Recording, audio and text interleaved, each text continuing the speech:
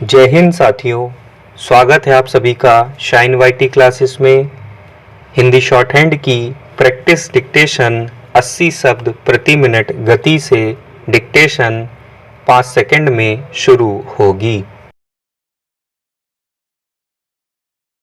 Start. विभिन्न मंत्रालयों में सचिव, उप सचिव और निदेशक के लिए सीधी भर्ती यानी लेटरल एंट्री को आखिरकार सरकार ने रोक दिया है। पिछले हफ्ते 24 मंत्रालयों में ऐसे 45 पदों पर भर्ती के लिए संघ लोक सेवा आयोग ने विज्ञापन निकाला था, जिसे उसने अब रद्द कर दिया है। विपक्ष ने आरोप लगाया था कि सरकार इस तरह अपने पसंदीदा लोगों को भर्ती करना चाहती है।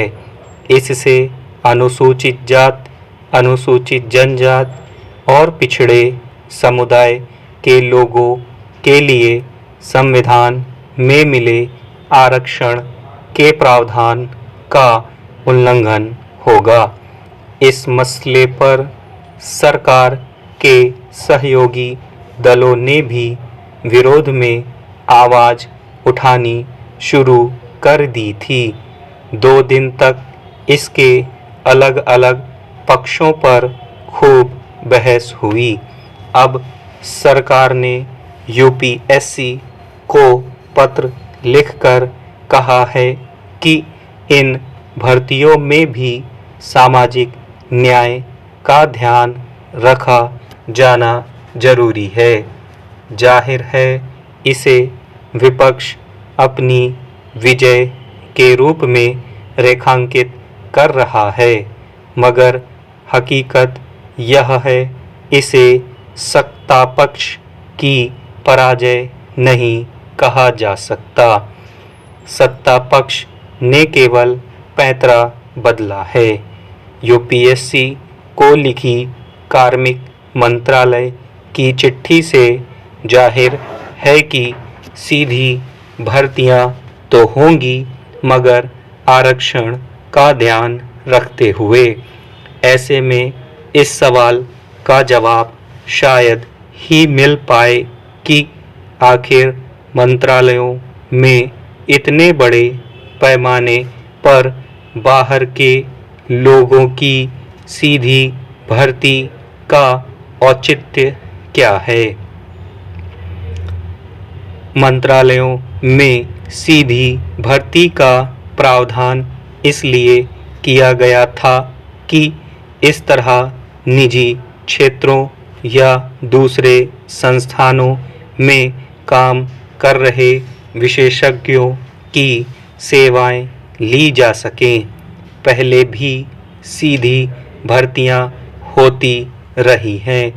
ऐसे लोगों को 3 से 5 वर्ष तक की अवधि के लिए प्रतिनियुक्ति या तदर्थ आधार पर नियुक्त किया जाता है।